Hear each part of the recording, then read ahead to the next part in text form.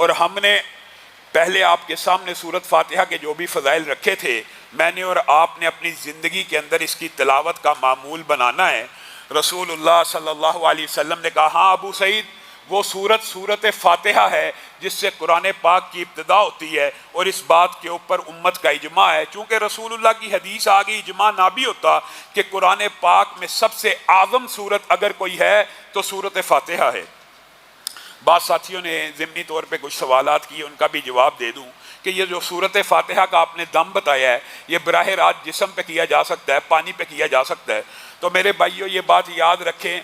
کہ سنت طریقہ دم کا یہ بھی موجود ہے کہ رسول اللہ صلی اللہ علیہ وسلم کے اوپر امی عائشہ جب دم کیا کرتی تھی تو انہی کے ہاتھوں کو انہی کے بدن پہ پھیرا کرتی تھی کہ ان کے ہاتھ زیادہ برکت والے ہیں۔ گویا ہاتھوں کے اوپر پھونک مار کر ان کا دم بھی کیا جا سکتا ہے، پانی کے اوپر تھتکار کر اس کا بھی دم کیا جا سکتا ہے، اس میں کسی بھی قسم کی کوئی قباحت موجود نہیں۔ بعین اسی طرح کی حدیث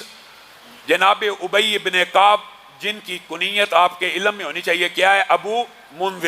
ابو منذر، اور رسول اللہ صلی اللہ علیہ وسلم نے جیسے ابو سعید کو یہ کہا کہ تجھے پتہ ہے قرآن پاک کی کون سی سب سے بڑی سورت ہے، سب سے عظیم سورت ہے، اور ان کو خبر دی، اسی طرح ابی بن کعب سے سوال کیا، اے ابی بن کعب، اے ابو منذر، کیا آپ کو علم ہے کہ قرآن پاک کی سب سے عظیم آیت کون سی ہے؟ تو ابو منذر ابی بن کعب نے خود سے اجتہاد کر کے کہا، جی ہاں اے اللہ کے رسول، میرے خیال میں قرآن پاک کی سب سے عظیم آیت، پہلے سورت کی بات ہے، یہاں پہ آیت پوچھی جا رہی ہے کہ سب سے عظیم آیت کون سی ہے؟ تو انہوں نے اپنے اجتہاد سے یہ کہا، جی اللہ کے رسول مجھے علم ہے، قرآن پاک کی ایک آیت، آیت الکرسی، شاید قرآن پاک کی سب سے عظیم آیت ہے۔ تو رسول اللہ صلی اللہ علیہ وسلم نے پیار سے ابی بن کعب کے سینے کے اوپر ہاتھ مارا دست شفقت کی طرح، اور پیار کرتے ہوئے کہا، ابی بن کعب، تجھے تیرا علم مبارک ہو، تو نے بے شک قرآن پاک کی سب سے عظیم آیت کی درست نشاندہی کی ہے۔ اور ابو امامہ کی جو روایت ہے وہ یہ ہے کہ نبی کریم صلی اللہ علیہ وسلم نے ارشاد فرمایا، اس میں اعظم 3 صورتوں میں موجود ہے۔ ابو امامہ کہتے ہیں، میں نے رسول اللہ صلی اللہ علیہ وسلم سے خود سنا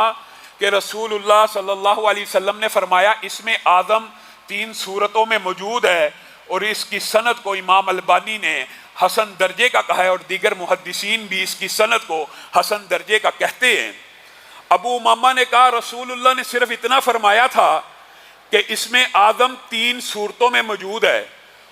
اور اس میں اعظم کی جو فضیلت ہے آپ کے سامنے رکھی تھی کہ یہ ایک ایسا اسم ہے کہ جس کے واسطے سے اگر اللہ کو پکارا جائے تو اللہ رب العزت اس دعا کو، اس پکار کو ضرور سنتے ہیں۔ یعنی اللہ نے اپنے اوپر یہ واجب کیا ہوا ہے، جب بھی میرا کوئی بندہ اس میں اعظم کا نام لے کر، اس میں اعظم کے ذریعے سے مجھے پکارے گا، میں رب اس کی پکار کا جواب دوں گا۔ ابو امامہ نے کہا، رسول اللہ نے تو اتنا فرمایا تھا، ان میں سے ایک سورت بقرہ ہے، دوسری سورت آل عمران ہے، اور تیسری سورت طٰہٰ ہے۔ تو میں ابو امامہ نے جب سے یہ حدیث سنی، میں سورت بقرہ کو پڑھنے لگا، میں سورت آل عمران کو پڑھنے لگا، میں سورت طٰہٰ کو پڑھنے لگا، اور پھر اتفاقی طور کے اوپر میں نے دیکھا کہ ان تینوں صورتوں میں اگر اس میں اعظم موجود ہے تو وہ کون سی کامن چیز ہے جو ان تینوں صورتوں میں موجود ہے۔ کہا، میں نے سورت بقرہ کو اٹھایا، اللہ لا الہ الا هو الحی القیوم ملا۔ میں نے سورہ آل عمران کو اٹھایا، الف لام میم اللہ لا الہ الا هو الحی القیوم ملا۔ میں نے سورت طٰہٰ کو اٹھایا، وَأَنَتِ الْوُجُوهُ لِلْحَيِّ الْقَيُّومِ ملا۔ تو میں ابو امامہ آپ کو یہ بتاتا ہوں، یہ بات اگلی صحابی کی ہے، وہ بات رسول اللہ کی تھی کہ اس میں اعظم 3 صورتوں میں موجود ہے، سورت بقرہ، سورہ آل عمران اور سورت طٰہٰ میں۔ آگے صحابی کا اجتہاد ہے کہ میں نے وہ اس میں اعظم جب تلاش کیا تو مجھے ان تینوں صورتوں میں سے یہ آیت مل گئی۔